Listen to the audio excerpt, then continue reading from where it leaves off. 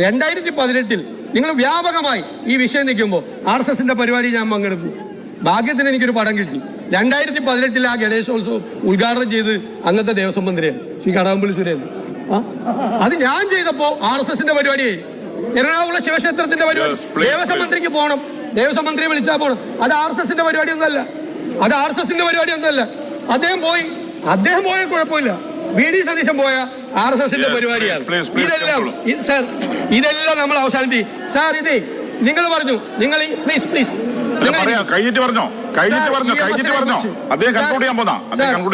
EMSനെ കുറിച്ചുകൂടെ പറഞ്ഞു sir. EMSന്റെ KG മാരാര് badge കുത്തി കൊടുക്കുന്ന പടം എൻ്റെ അടുത്തുണ്ട്.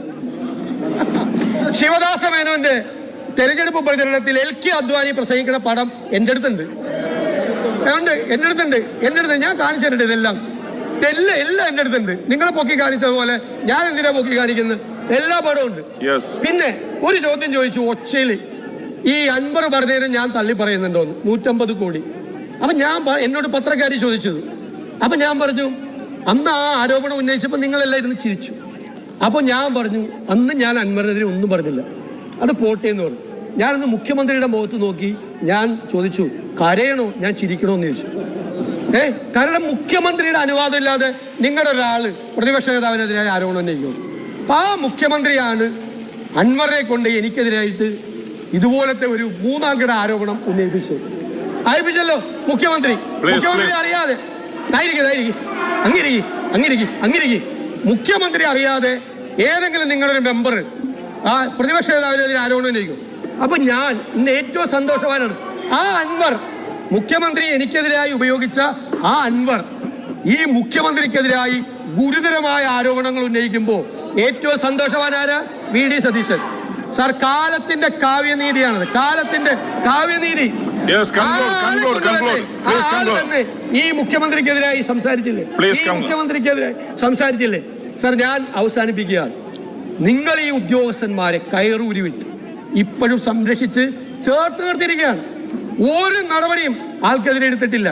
അയാൾ ഈ പോലീസ് സംവിധാനത്തിൽ ഇരുന്നു കൊണ്ട് ഈ കേസുകളെല്ലാം അട്ടിമറിക്കും. അന്വേഷണങ്ങൾ മുഴുവൻ പ്രഹസനമാണ് സാർ. അതുകൊണ്ട് ഇത് വളരെ ഗൗരവതരമായ, ഇത് നമ്മുടെ സംസ്ഥാനത്തെ ബാധിക്കുന്ന നിങ്ങളുടെ പൊയ് മുഖങ്ങളാണ് അരിഞ്ഞു വീണത്. നിങ്ങൾ RSS നേതാക്കന്മാരെ കാണാൻ ഈ ഉദ്യോഗസ്ഥന്മാരെ മുഴുവൻ നിങ്ങൾ വിട്ടു. നിങ്ങളൊരു പഴയ DGPയെ വിട്ടല്ലോ നിങ്ങൾ അമിത്ഷായെ കാണാൻ. ആവശ്യത്തിന് ഞങ്ങളെ കൊണ്ട് പറയിപ്പിക്കണ്ട. എല്ലാ കാര്യങ്ങളും പറഞ്ഞാൽ ഇത് പോവും സാർ. ഇത് കേരളത്തിന് അപകടകരമായ രീതിയിൽ പോകുന്നു. ഇവര് RSS ആയിട്ട് ബന്ധപ്പെട്ട ഞങ്ങൾക്ക് എന്താ? 77 RSSും സംഘപരിവാറും ഒരുമിച്ച് മത്സരിച്ചപ്പോ 140-ൽ 111 സീറ്റുമായി CPIക്കാർ കൂടി ഉണ്ടായി. നമുക്കെതിരെയാണ് ഇവര് മത്സരിച്ചത്.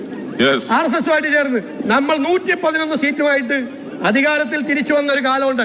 നിങ്ങൾ RSSുമായിട്ട് കൂടിയാലൊന്നും ഞങ്ങൾക്ക് പേടിയില്ല. പക്ഷെ കേരളത്തിന് ദോഷകരമായി ബാധിച്ചാൽ ഈ സംസ്ഥാനത്തെ രക്ഷിക്കാൻ ഞങ്ങൾ ഉണ്ടാകും എന്ന് ഞങ്ങൾ ഓർമ്മപ്പെടുത്തുന്നു. ഇത് തീക്കളിയാണ്, നിങ്ങൾ ചെയ്യുന്നത് തീക്കളിയാണ് എന്ന് ഞങ്ങൾ ഓർമ്മിപ്പിക്കുന്നു.